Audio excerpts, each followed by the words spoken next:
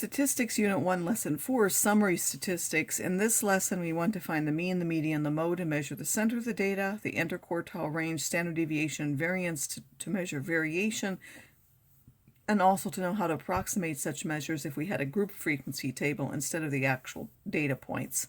We also want numbers that summarize important characteristics of a population. So when we have qualitative variables, those are just the frequencies or relative frequencies. But when we have numerical data, we also want to find out where the center tends to be and how spread apart those values happen to be. So first we're going to look at measures of central tendency. They give a single number that helps describe the whole data set to tell where the middle of those values are. If we let xi be a distinct value and fi the frequency of that value, then the mean is the sum of all the numbers divided by how many, which if we simply want to add up the different numbers, this is the sum of those different numbers over n, or you could write the sum of these are now the different values, and then the frequency is how many times it would be repeated. So this xi could mean all the separate values, even if they were repeated, or here this doesn't look at the repeats, it simply counts the different ones, and then you would count how many that there were. So you can either multiply by that and then divide by n, or you just add up all the separate numbers and divide by n. Then the median is when you order them and you find the one that's in the middle. If you happen to have an odd number of values, there will be a single middle number, and that middle number is the median. And then if you have an even number, it will actually divide it into two equal halves. There won't be any number in the middle, so instead you take the mean of the two, if you like, middle values, the one on either side of that, and find the mean of those. So you would add them and divide by 2. For the mode, you find the one that's there the most often. All three values have to be between the smallest and the largest values of the data set when it's ordered. So what are the uses for them? The mode is useful for qualitative data or knowing the most common value. There's no mode if all values occur the same number of times. There can also be more than one mode, and it's generally the least useful of the three. Again, it's most useful if you have qualitative data and not much for quantitative data.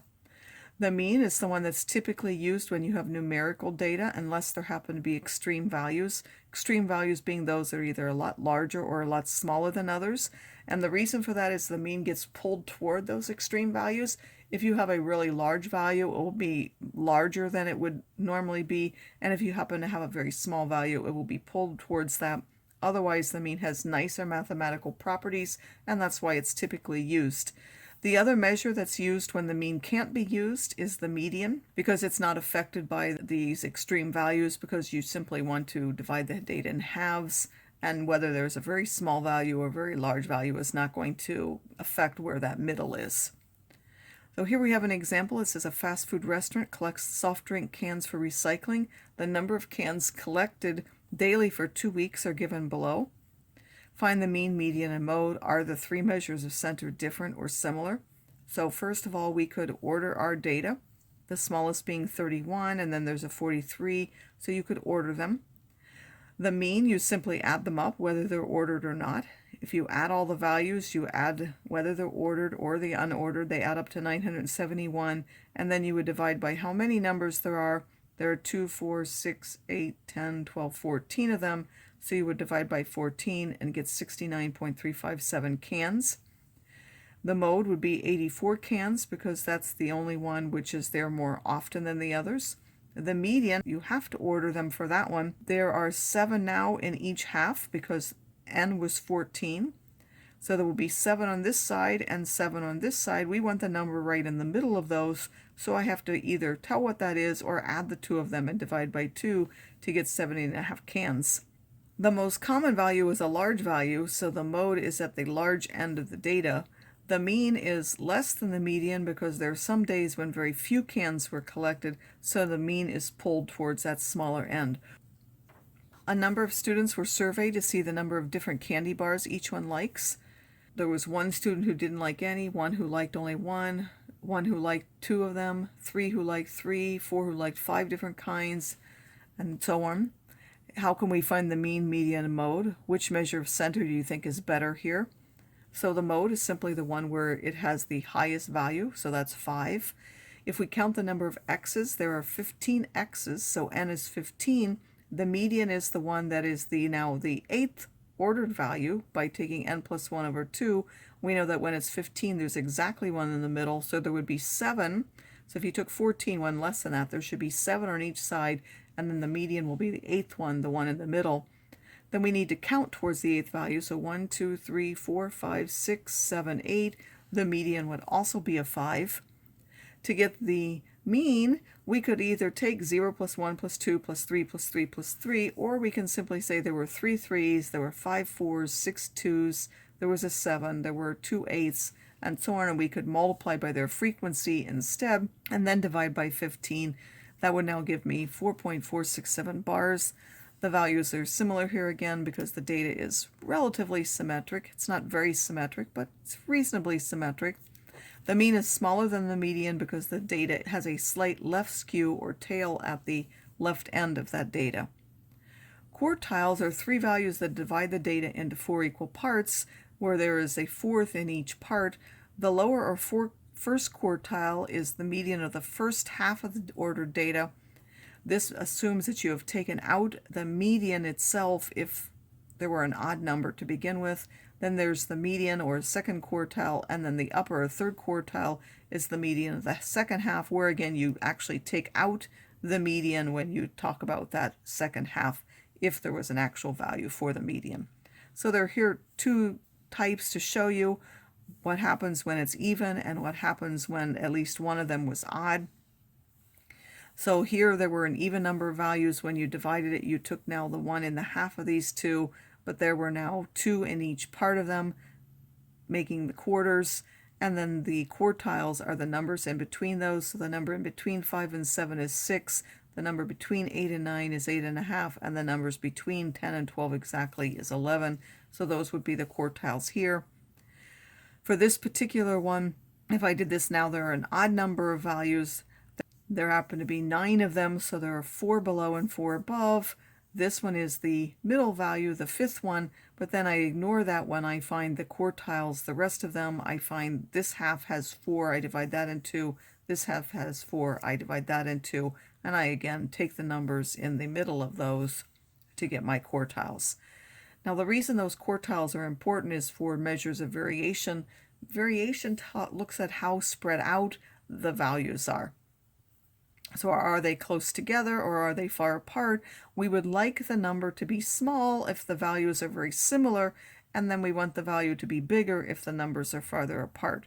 So one of the easiest ways of looking at that is the range, where you take the largest and subtract the smallest.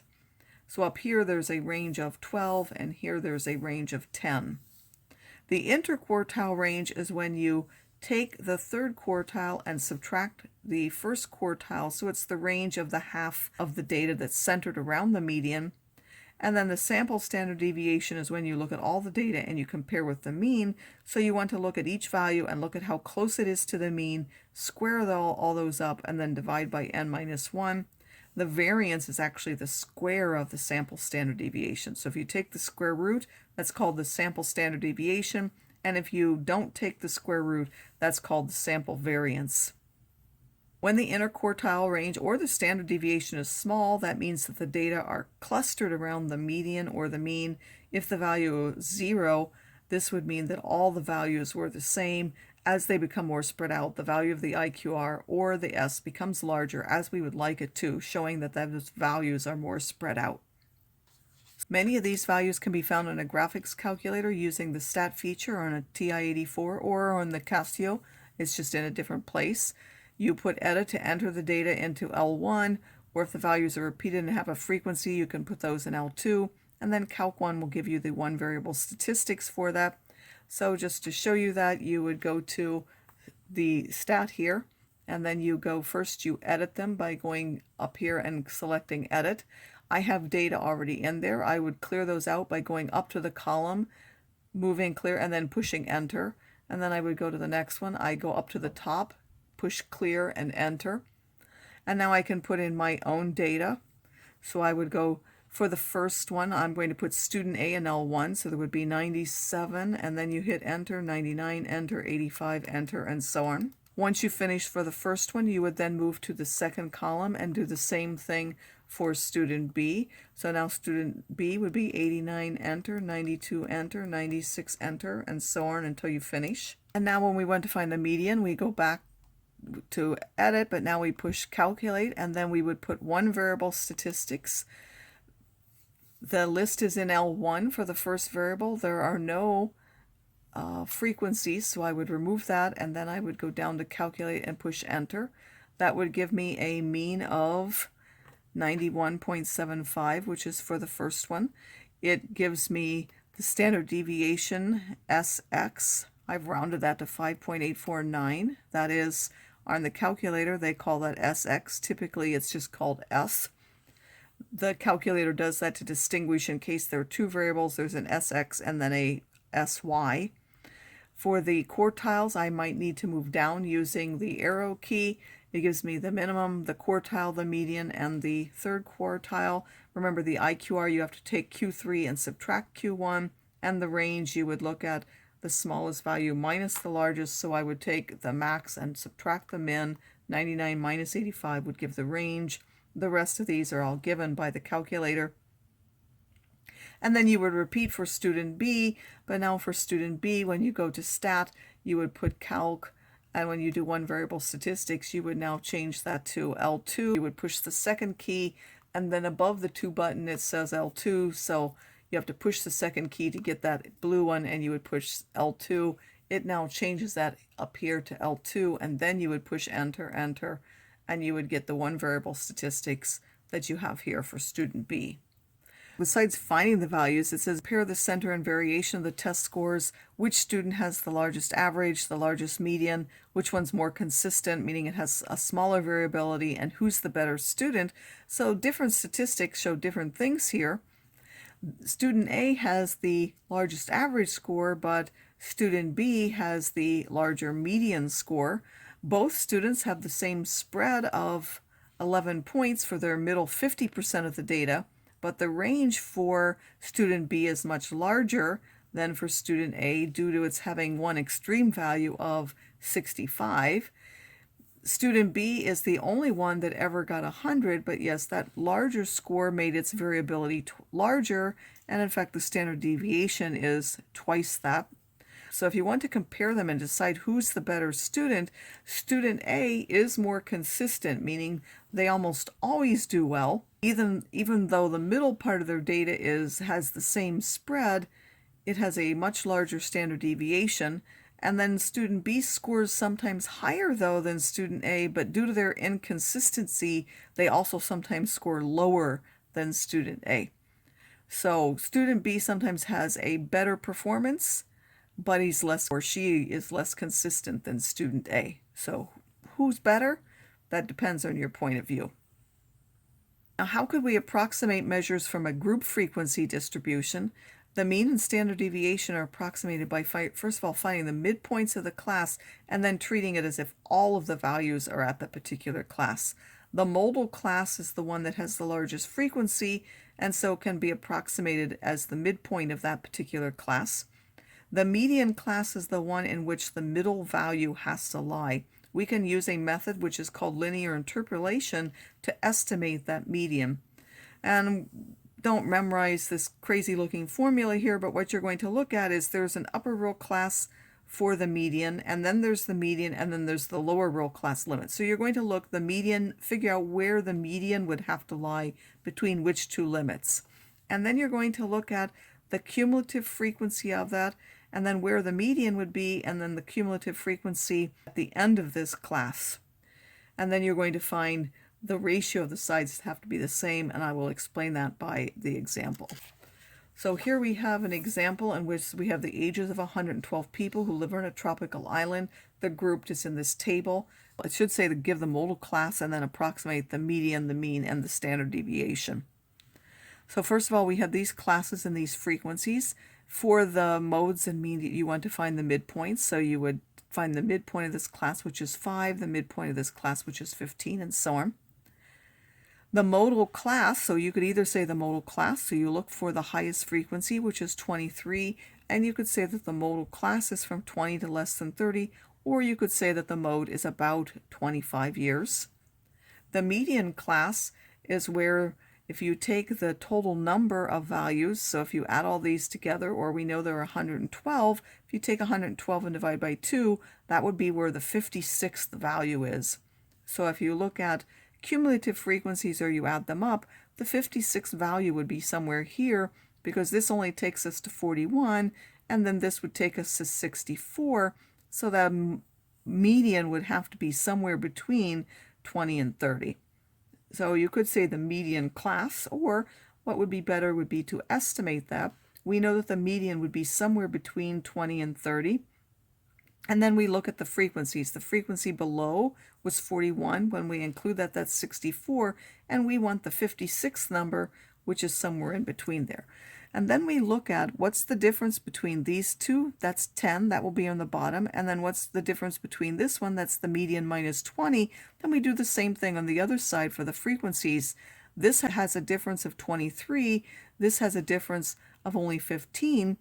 So if we were to solve this, we would start at the 20, and then we would take this ratio, 15 out of 23, times how far apart these are, which is 10, which is basically just solving this. So you could either solve this or remember it this way to get the median of about 26.52 years. And then for the mean, you're going to do 20 and 5, 21, there were 15, and either multiply those together and divide by 112, giving you 30 years. Or if you wanted to do it on your calculator, you would enter the midpoints as the values in L1, and then your frequencies in L2, and that would also give you the variance and standard deviation as well. So you could calculate the mean by hand. For the standard deviation variance, you would want to use your calculator for that.